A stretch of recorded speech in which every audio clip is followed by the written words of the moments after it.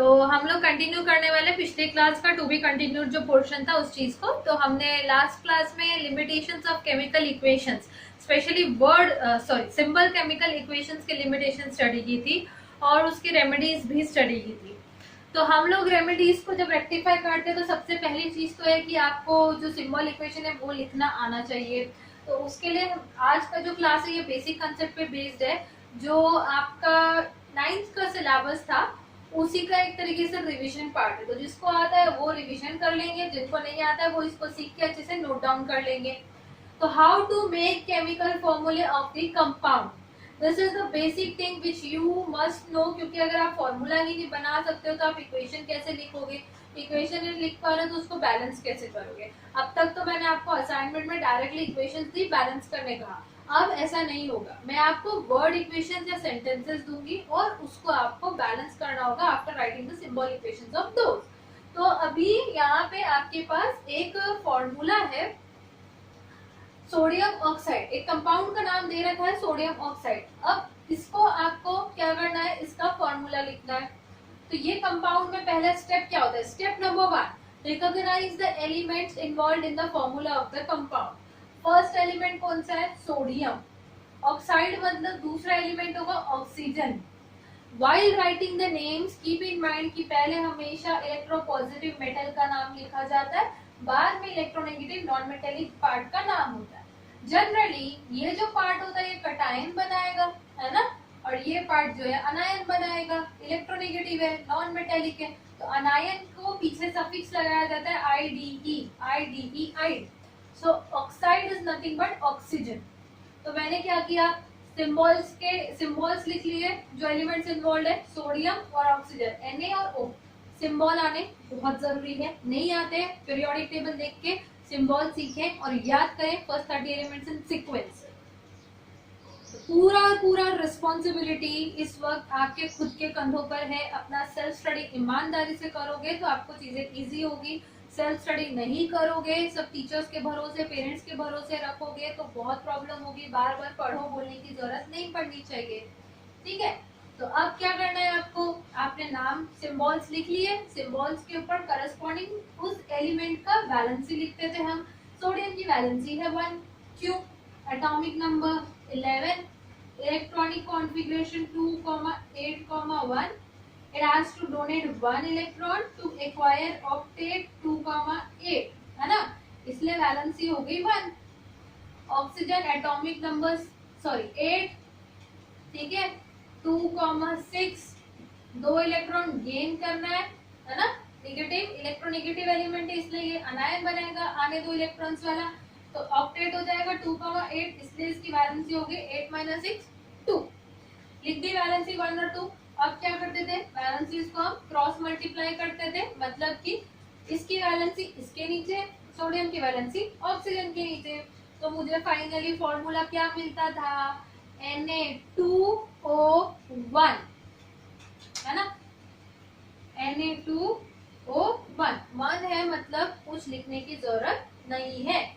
Na2O is the formula for sodium oxide. अब मुझे वैसे ही जिंक ऑक्साइड का फॉर्मूला पूछा है,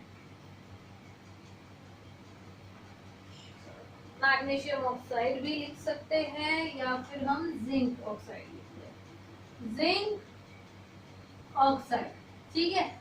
जिंक का सिंबल Zn, ऑक्सीजन का O, जिंक की वैलेंसी 2, ऑक्सीजन की 1, ऑक्सीजन की भी 2, क्रॉस मल्टीप्लाई करोगे Zn2O2, मतलब कि 2 जिंक के एटम्स को 2 ऑक्सीजन के एटम चाहिए to make a balance formula of zinc oxide.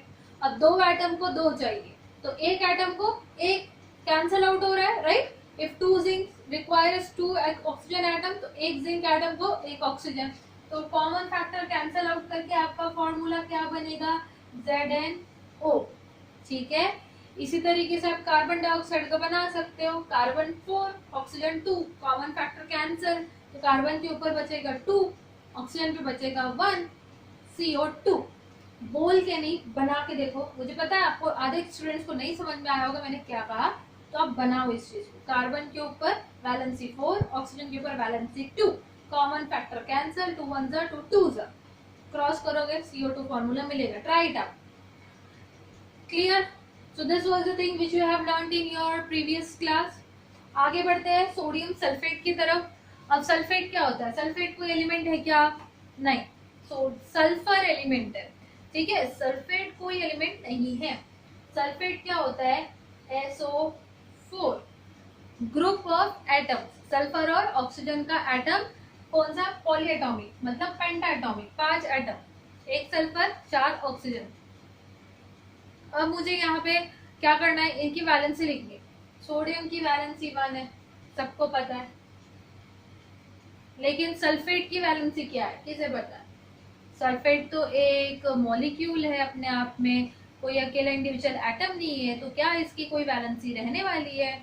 बिल्कुल भी नहीं। वैलेंसीज हमेशा एटम्स की होती है, तो यहाँ पे आप वैलेंसी वाला कंसेप्ट यूज नहीं कर सकते हो, ठीक है।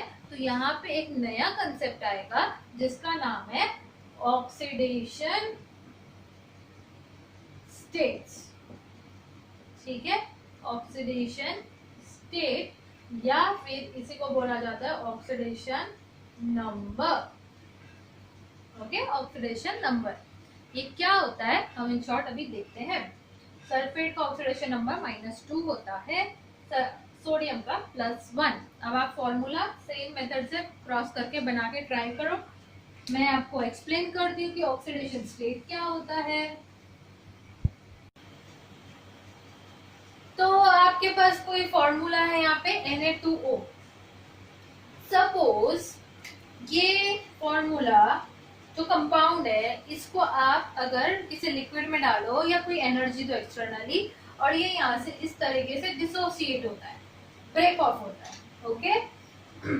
ब्रेक हो गया तो आपका इधर क्या निकला? सोडियम, इधर से क्या निकला? ऑक्सीजन, ठीक है। तो कैसे निकलेगा सोडियम? हमने वाटर का इलेक्ट्रोलिसिस देखा था, तो उसमें देखा था कि H positive, OH negative charge बनता है। क्यों बनता है? क्योंकि HOH का बॉन्ड ब्रेक होता है, तो एक इलेक्ट्रॉन देने वाला पॉजिटिव चार्ज एक्वायर करता है, एक लेने वाला नेगेटिव चार्ज एक्वायर करता है, करेक्ट। सिमिलरली यहाँ पे सोडियम इलेक्ट्रॉन्स देने वाला है ना, तो ये पॉजिटिव चार्ज एक्वायर करेगा। ऑक्सीजन लेने वाला है, तो ये नेगेटिव चार्ज एक्वायर करेगा, बराबर। लेकिन ऑक्सीजन को कितने इलेक्ट्रॉन्स लेने हैं स्टेबल होने के लिए? 2। 8 एटॉमिक नंबर है, 2,6 उसका इलेक्ट्रॉनिक कॉन्फिगरेशन, तो 2 इलेक्ट्रॉन लेना है, तो 2 माइनस चार्ज आएगा, -2 नेगेटिव चार्ज। सोडियम एक इलेक्ट्रॉन देगा, कितने सोडियम है मेरे पास? 2, तो अलग अलग 2 है, इसलिए 2Na+, प्लस मतलब +1 या 1+, ठीक है। तो बेसिकली आप ऐसा समझोगे उसको, सोडियम +1, ऑक्सीजन -2, ठीक है।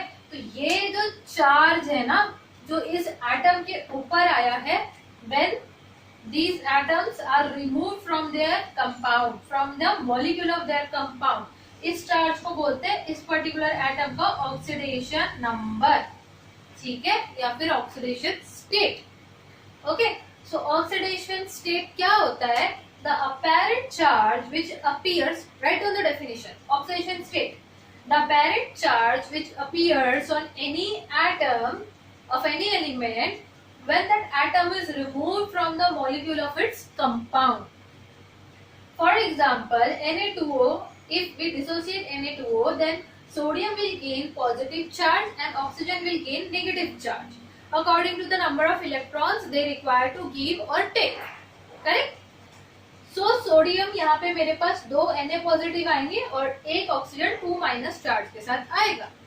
Oxidation state is always represented by a numeral value followed by a charge. Positive charge अगर है तो इलेक्ट्रो पॉजिटिव एलिमेंट है, नेगेटिव चार्ज है तो इलेक्ट्रो नेगेटिव एलिमेंट, ठीक है। Whereas बैलेंसी में आप क्या करते हो? बैलेंसी सिर्फ क्या होता था आपका? एक नंबर होता था, that's it. No charge is written at the back of that numeral value. But oxidation state में आपका नंबर है followed by particular charge, positive और negative. जो देने वाला है वो पॉजिटिव, जो देने वाला है वो नेगेटिव। क्लियर? इतना आपको समझा। अब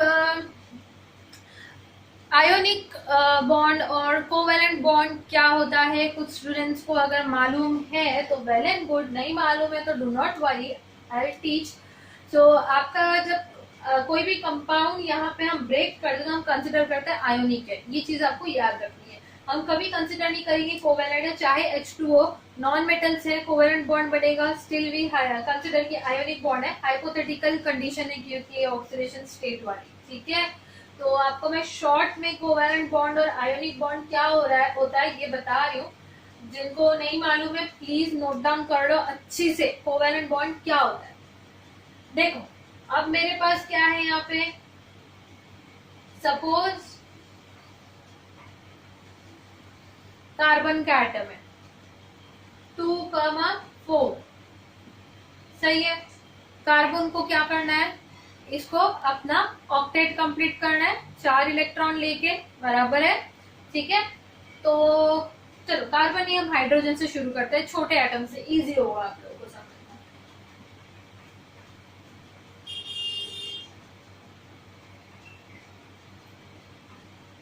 सपोज मेरे पास हाइड्रोजन है, एटॉमिक नंबर 1 है, 1 इलेक्ट्रॉन है, ठीक है, और एक हाइड्रोजन है, 1 इलेक्ट्रॉन है। अब इसको भी डुप्लेट करना है, इसको भी डुप्लेट करना है, ये न्यूक्लियस है, ठीक है, न्यूक्लियस में उसका सिंबल दिखाना जरूरी है H। तो इन दोनों को अपना ड्यूप्लेट कंप्लीट करना है, तो ये कैसे कर सकते हैं, सिंपली ये दो नॉन मेटल्स है, तो नॉन मेटल्स क्या करते हैं, ना तो इलेक्ट्रॉन देगा ना तो ये इलेक्ट्रॉन लेगा, देगा तो 0, अगर लेगा तो ये 0, कुछ नहीं हो सकता। So what they will do, they will share their electrons. अब शेयरिंग क्या होता है, शेयरिंग मतलब जब न्यूक्लियस के आउटर ऑर्बिट में इलेक्ट्रॉन घूम रहा है, ठीक है, ये एक एटम, दूसरा एटम ऐसे इसके पास आ गया जिसके सराउंडिंग में इलेक्ट्रॉन घूम रहा है, तो ये आउटर इलेक्ट्रॉन दोनों एटम्स के न्यूक्लियस पे जब बाहर के इलेक्ट्रॉन घूमते घूमते एक ऐसी पोजीशन पे आ जाएंगे कि उनको इक्वल अट्रैक्शन फील होगा दोनों न्यूक्लियाई से। मतलब ये वाला इलेक्ट्रॉन इन दोनों से इक्वली अट्रैक्ट हो रहा है, नीचे वाला इलेक्ट्रॉन भी दोनों से इक्वली अट्रैक्ट हो रहा है। अब कहीं हिल पाएगा क्या, इक्वल एंड अपोजिट फोर्स है उसके पास, ना ऊपर ना नीचे, अटक गया। यहाँ पे हम बोलते हैं कि इलेक्ट्रॉन शेयर हो गया। Let me show this thing diagrammatically. अगर समझा है ठीक है, नहीं समझा है तो आप प्लीज इसको अपने नोटबुक में बनाओ, कोवेलेंट बॉन्ड बोल के स्ट्रक्चर बनाइए। सी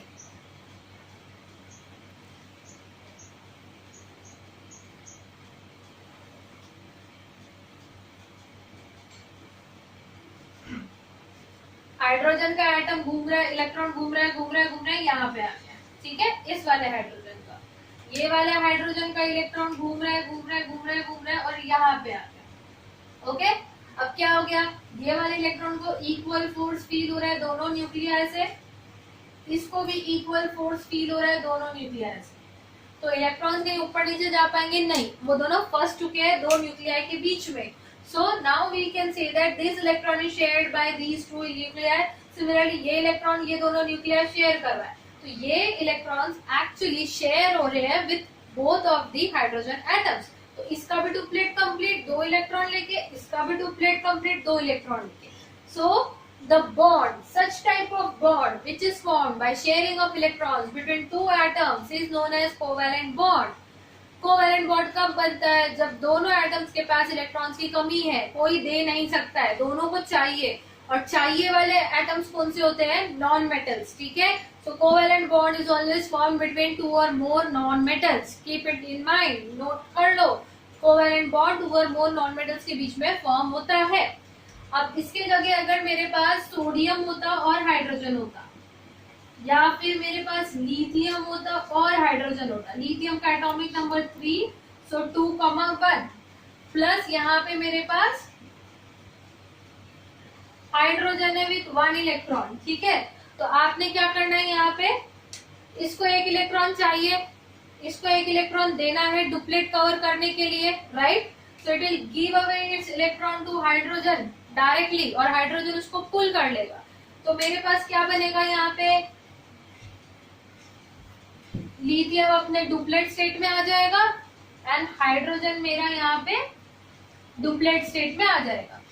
क्योंकि इसने इलेक्ट्रॉन दिया है तो इस पे पॉजिटिव चार्ज आएगा, इसने इलेक्ट्रॉन लिया है तो इस पे नेगेटिव चार्ज आएगा.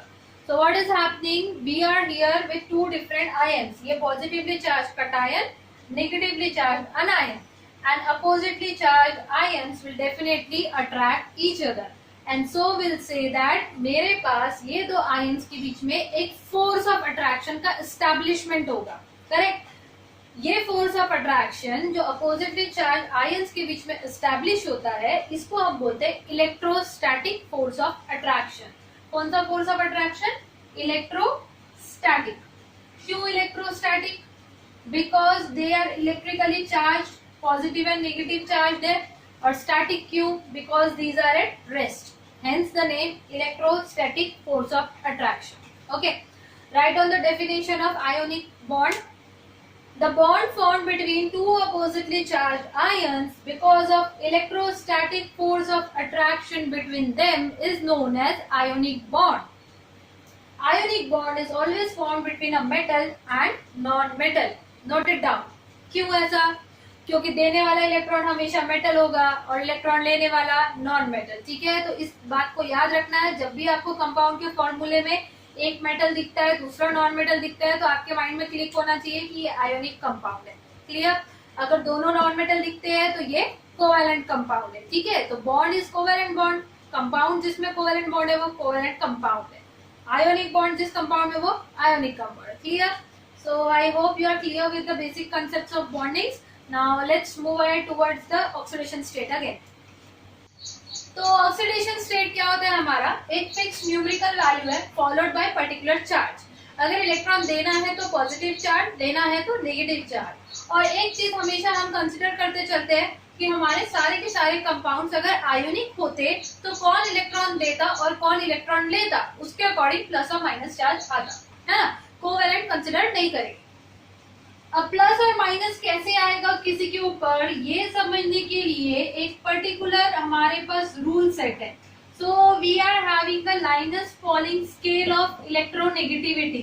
लाइनस पॉलिंग नाम के साइंटिस्ट थे, उन्होंने इलेक्ट्रोनेगेटिविटी का एक स्केल दिया था जिसके according the most electronegative element is fluorine. तो फ्लोरीन क्या है? हमारा किंग है, राजा है. Most electronegative means fluorine is the element which is always going to attract the electrons available in its vicinity. चाहे इसके आसपास कोई और एलिमेंट होगा, वो भी इलेक्ट्रोनेगेटिव होगा, तो भी फ्लोरीन उससे भी इलेक्ट्रॉन खींच लेगा, क्योंकि फ्लोरीन किंग है. उसको होना मतलब होना, किसी को नहीं देने वाला. After fluorine the second most electronegative element is oxygen. उसके बाद आते हैं हमारे सारे हैलोजेंस. फ्लोरीन के बाद कौन से हैलोजेंस बचे हैं? Chlorine, bromine and iodine. इसी तरीके से रिड्यूसिंग सीक्वेंस में चलेंगे. ठीक है, इसके बाद आएंगे आपके बाकी के नॉन मेटल्स यहाँ पे. फिर आएगा आपका कार्बन, फिर आएगा हाइड्रोजन. इंडिया पाकिस्तान की बॉर्डर. ठीक है, हाइड्रोजन सबसे लास्ट नॉन मेटल है जो लीस्ट इलेक्ट्रोनेगेटिव है, क्योंकि हाइड्रोजन क्या करता है? मेटल्स की ग्रुप 1 मेटल्स की भी प्रॉपर्टी शो कर रहा है और हेलोजेंस की भी प्रॉपर्टी शो कर रहा है. इलेक्ट्रॉन दे भी सकता है एट टाइम्स, ले भी सकता है, कोवैलेंट बॉन्ड भी बना सकता है, कुछ भी कर सकता है. हम देखते हैं कैसे करता है ये. तो ये हमारी एकदम बॉर्डर है. इसके बाद बीच के मेटल्स, फिर the least electronegative elements are group 2 elements, और सबसे कम जो होते हैं वो होते हैं ग्रुप 1 एलिमेंट्स. ठीक है, तो ये लीस्ट इलेक्ट्रोनेगेटिव मतलब क्या? These are actually electropositive elements. तो हाइड्रोजन के इस तरफ में है, मतलब कि जो इंडिया में आ रहे हैं वो सारे इलेक्ट्रोपॉजिटिव एलिमेंट्स है, और जो हाइड्रोजन के उस तरफ है जो पाकिस्तानी है, सारे के सारे इलेक्ट्रोनेगेटिव एलिमेंट्स है. ओके, तो अब चले मत जाना पाकिस्तान में वॉर करने इलेक्ट्रोनेगेटिव एलिमेंट्स बोल के. डन. ठीक है, तो हमारा सबसे ज्यादा इलेक्ट्रोनेगेटिव कौन है? फ्लोरीन. अब कुछ रूल्स है जो आपको याद रखनी है. लाइनस पॉलिंग जी ने ये हमें स्केल तो बता दी, इसमें बता दिया कि कौन इलेक्ट्रोनेगेटिव है कौन कम है. अब कुछ रूल्स है, मैं ओरली आपको बता रही हूँ, आप प्लीज उसको अपने नोटबुक में नोट डाउन कीजिए. The oxidation state of fluorine is always -1. Always, चाहे इसके साथ कोई भी एटम लग जाए, ये हमेशा -1 रहने वाला है, मतलब एक इलेक्ट्रॉन हमेशा लेने वाला है. The oxidation state of oxygen is always actually 2 minus लिखना चाहिए, पहले नंबर फिर चार्ज, 2 माइनस, एक्सेप्ट अगर ऑक्सीजन के साथ फ्लोरीन लगा हुआ है तो OF2, तो फ्लोरीन ज्यादा इलेक्ट्रोनेगेटिव होगा, लाइनस पॉलिंग ने बोल के रखा है। तो फ्लोरीन अगर ज्यादा इलेक्ट्रोनेगेटिव है तो जैसे कि हमें रूल पता है, पहले इलेक्ट्रोपॉजिटिव एलिमेंट का नाम लिखते हैं, इसलिए पहले ऑक्सीजन आएगा, फिर वहां पे इलेक्ट्रोनेगेटिव फ्लोरीन का नाम आएगा। तो OF2 कंपाउंड का नाम क्या बनेगा? Oxygen fluoride, oxygen fluoride, suffix IDE, right? या फिर oxygen difluoride is more appropriate, क्योंकि 2 फ्लोरीन लगा है। तो फ्लोरीन का ऑक्सीडेशन स्टेट क्या होता है? यहाँ पे हमें पता है -1 होता है। कितने -1 है यहाँ पे? 2, तो टोटल कितना हुआ इसका? -2, तो ऑक्सीजन का हो गया +2। मजबूरी वश अगर ये ले रहा है तो इसको इलेक्ट्रॉन देना पड़ेगा, ठीक है, इस तरीके से। If this is -1, this is -1, इसको बैलेंस करने के लिए -2। ऐसा क्यों?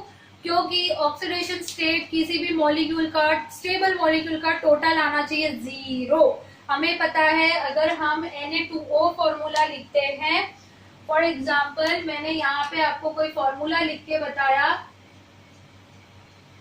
Na2O, क्या इसके ऊपर कोई चार्ज है? नहीं। क्यों नहीं है? क्योंकि एक स्टेबल मॉलिक्यूल है। तो इस मॉलिक्यूल में जो इलेक्ट्रॉन सोडियम दे रहा है वो इलेक्ट्रॉन्स ऑक्सीजन ले रहा है और अपनी ऑक्टेट या डुप्लेट नाम की स्टेबिलिटी कंडीशन एक्वायर कर रहा है। तो किसी को ना कोई और इलेक्ट्रॉन्स चाहिए जो कि वो नेगेटिव चार्ज एक्वायर करे, ना किसी को कुछ और इलेक्ट्रॉन्स डोनेट करना है जो कि वो पॉजिटिव चार्ज एक्वायर करे। तो ये एक स्टेबल मॉलिक्यूल बन गया, इसलिए टोटल चार्ज कुछ भी नहीं रहेगा, ये स्टेबल मॉलिक्यूल पे चार्ज 0 रहने वाला है। ओके, तो ये 0 कैसे आएगा? जब हम अल्जेब्रिकली हर एक एलिमेंट का ऑक्सीडेशन स्टेट एड अप करेंगे। सोडियम का +1 × 2 कितना हो गया? 2+, ऑक्सीजन का 2-, राइट? तो 2+ एंड 2-, टोटल चार्ज कितना है? 0, plus and minus cancel, right? तो ये चीज होती है, ठीक है। तो इसी तरीके से फ्लोरीन हमेशा, rule number 1, fluorine always has -1 oxidation state. Rule number 2, oxygen has always -2 oxidation state, except when it is attached to fluorine, it will become +2. Next, the remaining halogens, chlorine, bromine and iodine are having -1 oxidation states. लेकिन कब? जब वो oxygen या fluorine के साथ नहीं है, उधर के किसी एलिमेंट के साथ है।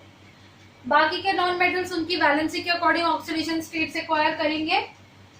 Next rule you have to write, second group elements will be always having oxidation state as +2 because they will believe in donating 2 electrons. First group elements will have oxidation state as +1 always and forever. Stable molecule हो गया अगर हमारे पास, तो इसका total oxidation state क्या आएगा? Always 0. This is your next rule. The oxidation state of a stable molecule, stable atom, suppose सिर्फ sodium है या फिर Hg, कोई भी अगर आपके पास फ्लोरीन है अकेला, तो इनका ऑक्सीडेशन स्टेट क्या आएगा? 0, कुछ भी नहीं ऊपर, कोई चार्ज नहीं। Next rule, the oxidation state of ions will be the charge, total charge about them.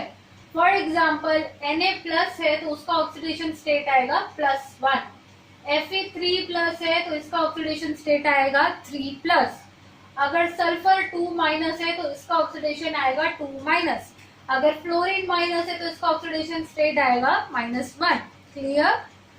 Next rule, oxidation state of alloys और noble gases is always 0। Noble gases क्या होती है? हीना, नीना और करीना 0 रन पे आउट, राइट? 18 ग्रुप के elements, तो उनका oxidation state 0 because they are actually very stable in nature. So this were the rules about the oxidation states. अब हम देखते हैं कि इसको यूज करके हम किस तरीके से कोई फॉर्मूला बना सकते हैं किसी कंपाउंड का। सपोज अब हमारे पास कोई कंपाउंड है H2SO4 नाम का, ठीक है, आप इसको जानते हो बहुत अच्छी तरीके से। सो H2SO4 कोई कंपाउंड है। अब इसमें मैंने बोला कि आप मुझे सल्फर का ऑक्सीडेशन स्टेट कितना है ये बताएं। ओके, एक लास्ट रूल आपका एड ऑन करना रह गया है। आपके इस रूल्स में आप लिख सकते हो कि hydrogen is the only element which has +1 and -1 oxidation state. अकेला हाइड्रोजन है जो +1 भी रहेगा, -1 भी रहेगा।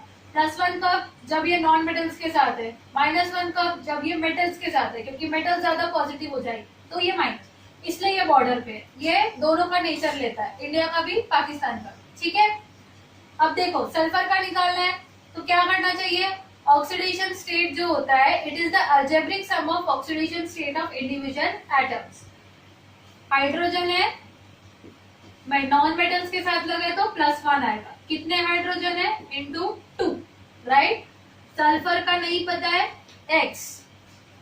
ऑक्सीजन का हमने लिखा है, कितना रहता है? -2 इंटू 4 इक्वल्स टू कितना है? 0। कोई चार्ज है क्या? नहीं। 2 + x -8 इक्वल्स टू 0, करेक्ट। फिर क्या बन गया? x - 6 equal to 0, therefore x equals to 6। Linear equation है, सबको सॉल्व करनी आती है। Therefore sulphur has oxidation number और स्टेट एज 6+। सही है, सल्फर का 6+। कैसे आया 6+? क्या होता है? तो आपको सल्फर का एटॉमिक नंबर पता है 16, इलेक्ट्रॉनिक कॉन्फ़िगरेशन 2,8,6। जब मेटल के साथ होगा तो 2 इलेक्ट्रॉन मेटल से लेगा, लेकिन अब इसके साथ कौन लगा है? ऑक्सीजन। तो ऑक्सीजन ज्यादा इलेक्ट्रोनेगेटिव है, तो इसको इलेक्ट्रॉन्स देने पड़ेंगे लेने के बजाय, तो ये 6 इलेक्ट्रॉन देगा, ऐसा कंसिडर किया जा रहा है। ठीक है, इस तरीके से। तो यहाँ से अगर बॉन्ड ब्रेक होता है तो ऑक्सीजन 8 इलेक्ट्रॉन लेगा, 6 सल्फर से, 2 हाइड्रोजन से। इस तरीके से टोटल ऑक्सीडेशन स्टेट हमारा 0 हुआ, और ये इस सब जो चीज है हमारी फॉर्मूला है, ये हमारा स्टेबल फॉर्मूला बन गया है। ओके, तो this is the use of oxidation state. ये ऑक्सीडेशन स्टेट निकालना सीखा। अब इसके थ्रू मैं फॉर्मूला कैसे बनाते हैं वो सिखाती हूँ आपको। शॉर्ट में जल्दी से देख लीजिए आप लोग। यहाँ पे मेरे पास हाइड्रोजन है, मेरे पास सल्फेट है, मुझे फॉर्मूला बनाना है। ओके, तो सल्फेट के लिए पहले तो आपको पता है कि oxidation state of sulphur is +6, इसका -2 इंटू 4 इक्वल्स टू -8, तो 6 प्लस ऑफ -8 विल बी कितना? -2। तो SO4 का ऑक्सीडेशन स्टेट कितना निकला? -2। ठीक है, मैंने कुछ नहीं किया है, 6 किया है, प्लस -2 इंटू 4, तो 6 - 8 -2, इसका ऑक्सीडेशन स्टेट निकल गया। मुझे पता चल गया है कि सल्फेट ग्रुप का ऑक्सीडेशन स्टेट H2- होता है। हाइड्रोजन का ये नेगेटिव है तो ये प्लस होगा। इसको क्रॉस मल्टीप्लाई करोगे without considering the charges. Formula क्या आया? H2SO4 बन गया ना फॉर्मूला, यही तो चाहिए था। अब जो एग्जांपल हमने स्टार्टिंग में कंसिडर किया था सोडियम सल्फेट का, क्या उसका फॉर्मूला आप लोग बना सकते हो? अगर हाँ तो प्लीज जल्दी से ट्राई करो। कैसे बनाओगे? सेम पैटर्न पे यहाँ पे आप लोग सोडियम सल्फेट बनाने के लिए पहले तो आप Na लिख लोगे। ठीक है, यहाँ पे आप लिख लोगे Na और SO4। Na का ऑक्सीडेशन स्टेट 1+, SO4 का 2-, क्रॉस मल्टीप्लाई किया, फॉर्मूला क्या बना? Na2SO4। This is the way of forming the फॉर्मूले। तो अब जो ऑक्सीडेशन स्टेट्स है ये कहीं ना कहीं इलेक्ट्रोवैलेंसी है, इलेक्ट्रिकली कितना वैलेंट है हमारा particular atom. So we have positively electrovalent elements as well as negative electrovalent element. ठीक है, तो जो एक चार्ज है तो वो मोनोवैलेंट है, 2 है तो डाईवैलेंट, 3 है तो ट्राईवैलेंट। अब ये जो एक चार्ट है पर्टिकुलर इलेक्ट्रोवैलेंसी का, ये आपके शीट के लास्ट पेज पे ऑलरेडी दिया हुआ है। तो आपका रेजॉक्सी का जो शीट होगा chemical equations and reactions and equations chapter का, उसका लास्ट पेज आप खोलो एक्सरसाइज के पीछे में, वहां पे एक आपको चार्ट दिया हुआ है जहां पे आपको सारे ही एलिमेंट्स के इंपॉर्टेंट एलिमेंट्स के ऑक्सीडेशन स्टेट्स लिखे हुए हैं। तो वो आपको कोशिश करना है कि ज्यादातर आप उसको याद कर लो, सो दैट आप फॉर्मूले बनाना सीख सको। ठीक है, अब मैं 2 एग्जांपल ले रही हूँ फॉर्मूले कैसे बनाना है, फिर आपको बाकी पूरा होमवर्क मिलेगा। तो आज का टास्क यही है कि आपको फॉर्मूले बनाना सीखना है अच्छी से। Once you are pro in making फॉर्मूले, तो आप लोग जो है वो रिएक्शंस भी बहुत अच्छी से करने वाले हो, माय गारंटी। देखते हैं, तो पहला क्वेश्चन हम ले लेते हैं। सपोज मैंने आपको बोला कि मैग्नीशियम हाइड्रोक्साइड का फॉर्मूला बनाना है। हाइड्रोक्साइड होता है OH, आपको नाम याद करने होंगे। मैग्नीशियम की ऑक्सीडेशन स्टेट 2+, चार्ट निकालो, चार्ट को रेफर करो। हाइड्रोक्साइड का 1-, क्रॉस करोगे फॉर्मूला क्या बनेगा, MgOH पूरा का पूरा ट्वाइस है, ठीक है, ये पूरा OH ट्वाइस है। कुछ बच्चे ऐसे लिखेंगे MgOH2, this is absolutely incorrect. क्यों? क्योंकि मुझे पूरा ग्रुप जो है ये ट्वाइस लेकर आना है, ना कि सिर्फ हाइड्रोजन 2 बार चाहिए, ठीक है। तो ये चीज इनकरेक्ट है, ये सही है, तो इस चीज का ध्यान रखना है, ब्रैकेट कब कहाँ कैसे लगाना है। नेक्स्ट फॉर्मूला, अगर मैंने बोला कि आप कैल्शियम कार्बोनेट का फॉर्मूला बनाओ तो कैसे बनेगा, कैल्शियम का symbol Ca, carbonate ion is CO3, calcium का ऑक्सीडेशन स्टेट 2+, 2 इलेक्ट्रॉन देने में बिलीव करेगा, कार्बोनेट ग्रुप विल बी 2-, क्यों, +6, सॉरी इसका कितना आएगा, +4 कार्बन का, इसका -6 है ना, +4 -6 इज -2। अगर आपको याद रहता है ठीक, नहीं रहता तो आप कैलकुलेट कर सकते हो, अभी मैंने मेथड आपको सिखाई थी। क्रॉस मल्टीप्लाई करोगे, करेक्ट है। उससे पहले मैंने एक चीज बताई है, कॉमन फैक्टर्स हमेशा कैंसिल आउट होते हैं। सो कॉमन क्या है हमारा, 2 1 जा 2 1 जा, तो फॉर्मूला क्या बना, CaCO3। क्या है ये चीज, ये कंपाउंड का नाम क्या है, ऑलरेडी हमने इसके रिएक्शंस किए। लेट मी गेस इट कि आप सही गेस कर रहे हो, कैल्शियम कार्बोनेट, ठीक है, कैल्शियम कार्बोनेट जो है हमारा लाइमस्टोन, लाइमस्टोन जिसको हम इन जनरल क्या बोलते हैं, मार्बल, ठीक है, marble, this is CaCO3। Chalk piece, उसके अंदर भी यही होता है। So that's all for the today. Now in the link of the description you will find the homework for the day. Try to solve those questions and enjoy your day. Thank you. Have a good day.